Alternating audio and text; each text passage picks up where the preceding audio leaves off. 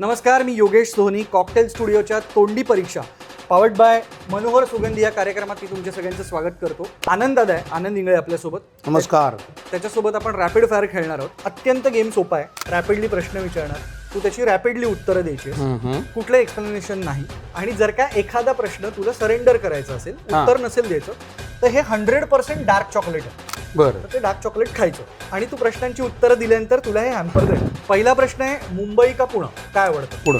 प्रायोगिक नाटक करायला जास्त आवडतं का व्यावसायिक नाटक करायला जास्त आवडतं? वर्षातनं एकदा प्रायोगिक. विजय केंकरे, चंद्रकांत कुलकर्णी, श्रीरंग गोडबोले, महेश मांजरेकर, आदित्य इंगळे आणि विनय आपटे.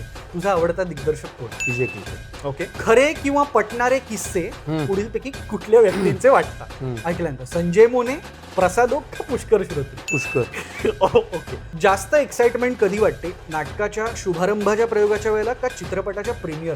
नाटकाचा शुभारंभ.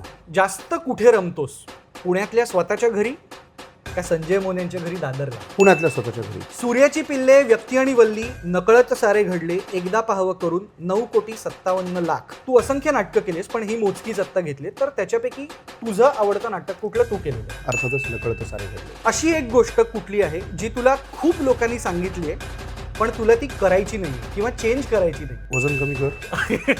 ओके. पुण्यात ज्याला भेळ म्हणतात त्याला मुंबईत सुकी मिसळ असं म्हणतात. हे बरोबर आहे का चूक आहे? संपूर्ण बरोबर आहे. पुणेकरांना भेळ बी येत नाही. भेळ ही मुंबईची चौपाटीवरचीच गोष्ट आहे. हे बात आहे. तुला सगळे अंड्या म्हणतात पण तुला कायम आनंद असं म्हणणारी इंडस्ट्रीतली व्यक्ती कोण आहे? संजय मोने. तुझ्या व्यवसायात किंवा आपल्या इंडस्ट्रीमध्ये असं कोणी आहे का की ज्या व्यक्तीला बघून तुला तुझ्या आई वडिलांची आठवण? डेफिनेटली विनय आपटे. स्वतःचं वर्णन एका शब्दात काय करशील? कुशाल चेंडू. पुढीलपैकी कुठलं गाणं तुझ्या जवळचं आहे किंवा तुझा स्वभाव त्याच्यात दिसतो? हर फिक्र को धुएं में उड़ाता चला गया, मैं और मेरी तन्हाई अक्सर ये बातें करते, जिंदगी कैसी पहेली है, आणि शेवटचं कुछ तो लोग कहेंगे लोगों का काम है. पहिलं आणि चौथं. एक शब्द एक नाव. मी तुला एक शब्द सांगणार, त्याच्यानंतर ते ऐकल्यानंतर कुठला पहिलं तुझ्या डोक्यात जो शब्द येतो ते तुला सांगायचं. अतुल परचुरे, दोस्त. संजय मोने, फादर फिगर. सुकन्या कुलकर्णी, आई. तुझे आई बाबा.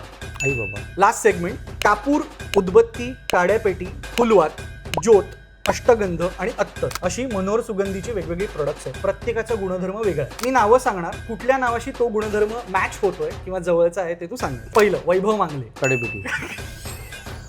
प्रश्नच नाही. पुष्कर श्रोत्री. अष्टगंध. सुनील बर्वे. अत्तर. विनय आपटे. कापूर. प्रसादोक. काडेपेटी. लोकांना शांत न बसू देणारी मंडळी आहे तरी.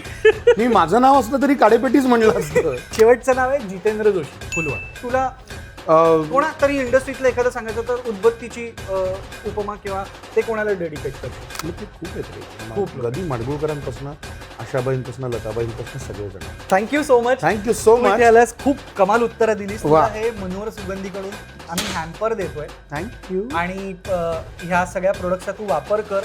तुझं घर, तुझं ऑफिस, अगदी. कुठे जातोस तिथलं सगळं वातावरण मनापासून. वा वा. जळून आणि जाऊ दे. मनपूर्वक आभार मनोहर सुगंधी. ह्या सगळ्याचा घरी खूप खूप उपयोग होईल. किंवा हे दिल्यानंतर आईला खूप छान वाटणार आहे. आणि माझे मनपूर्वक आभार. क्या बात आहे. Thank you so much. तुम्ही बघत राहा कॉकटेल स्टुडिओ.